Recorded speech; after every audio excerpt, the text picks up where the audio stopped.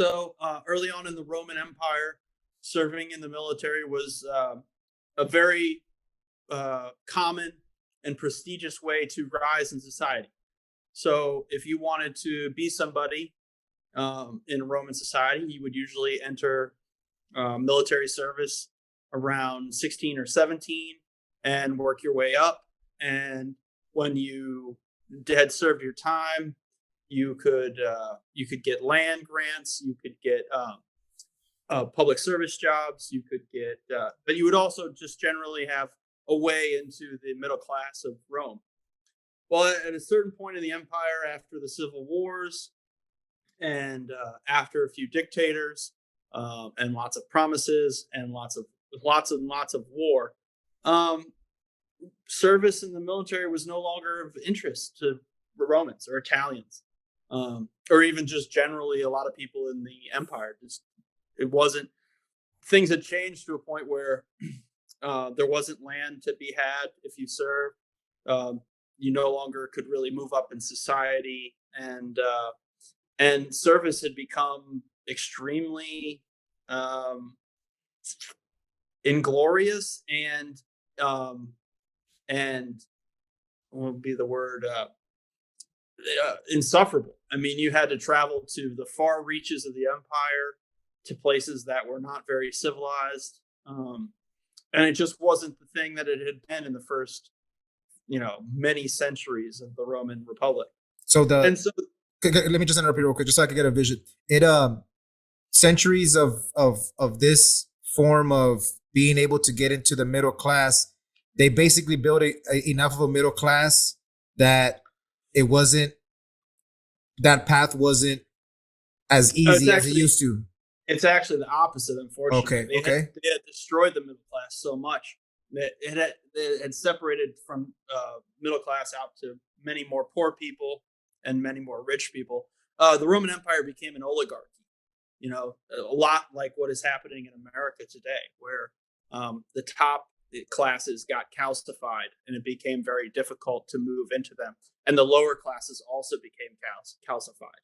So it was very difficult to move from one class to another. And so Roman citizens just became uninterested in serving. And so they had to import their soldiers from outside the empire. They started importing German soldiers, Spanish soldiers, North African soldiers, soldiers from the East. And because only if you lived outside of the empire and weren't a citizen, was there anything attractive about serving in the military. And so Rome's armies became armies of foreigners, people who were not Romans, didn't think of themselves as Romans, didn't act like Romans, didn't adhere to Roman morals and laws and all that stuff. And so now you have the defensive, even though it wasn't very defensive, the defensive and war-making machine of the Roman Empire is no longer connected to its population. That's a lot like what is happening in America today.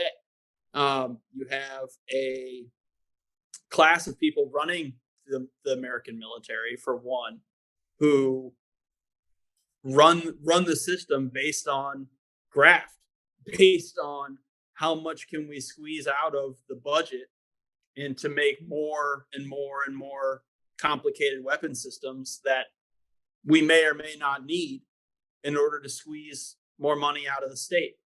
And you have less and less American citizens that are interested in serving in that military because it doesn't benefit them.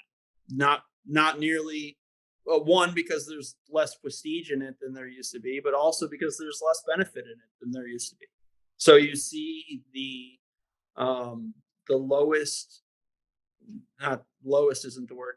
You see the lower classes and immigrants being the ones that are going to end up serving in the military more often than Americans who have been here for generations, who may have had fathers and grandfathers and great-grandfathers that served in the U.S. military who are no longer interested in it. So is that good or bad or what? I'm not making a judgment about it. I'm just saying because it's very similar to something that happened in Rome, and you can Yeah. see that in many instances when it comes to the Roman Empire compared to the American Empire. So the It's not question, always the same, but they rhyme, as they say. so the question was why, what was something that they did in Rome that you see as we're doing it again, but in the context of Rome, now correct me, man, but I'm let me see, like it was to keep the empire going, and what they did made it weaker, and they ended up like falling, um but they were still an empire. Is what they're doing, and if you're connecting it to now, a good or a bad thing? Like, I think I recently saw a tweet, man, I don't know who did it, and I forgot, I remember, but either was a congressman or a senator said, oh, given this break, this $10,000 break to college students is going to lower military signups or whatever. And I was like, okay. And okay. I remember thinking, well, whatever, but is that bad or is that good? Yeah. Yeah. So in that vein, I'm asking the question: is that good or bad?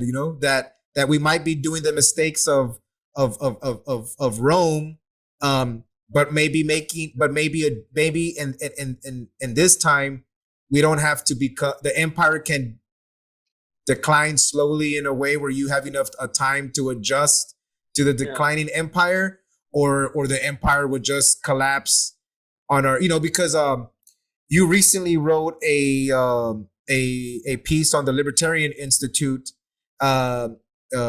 recently, like yesterday, and this episode will drop next week. So I'll put a link down so you guys, anybody that wants to check it out. But you were speaking to the basically the empire of, and how we're running on like massive debt. I know they had some of that back in Roman times, and you can probably tie some of that together because I think, but either like they debased their currency with coins, right? Their coins got smaller, all these different things.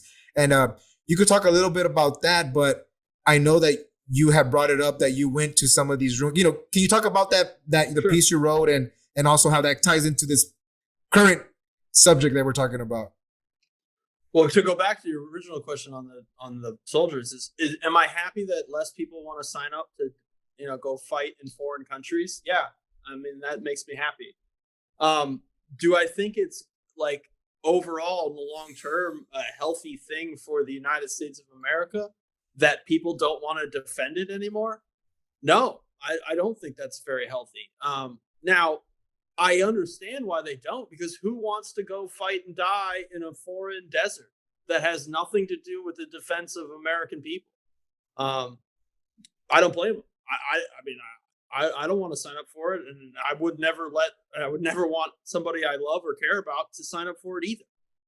But that's not the same as wanting to serve your country in defense of your actual homeland, in defense of the land that you were brought up in defense of the people that you know every day. Real soldiering, real defense is a thing that any nation needs and needs to have. And having its citizens earnestly want to defend it, earnestly want to serve it, that's, in my opinion, a healthy, or at least historically has been a healthy attitude for a thriving geopolitical structure. So yeah, I'm hearing you. It's like you can have two lines of thought that might have a little contradiction, but they can still be true. They just have a little tension, but it doesn't mean that they have to be opposed to each other.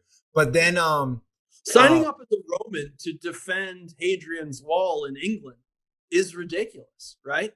I don't know, but tell me what's up with this wall, man. Because the only wall I know is the one down here in the south over here.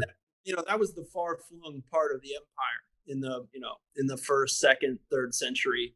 That was the Alps. That was the far out. Out there. I mean, not only is it 1,500 miles from Rome, but it's across an ocean.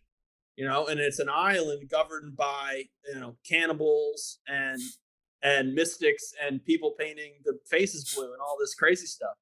You know, that was like the Afghanistan of the ancient world. You know, mountainous north, completely unruly people. You know, different religion, different thoughts, different morals, different languages.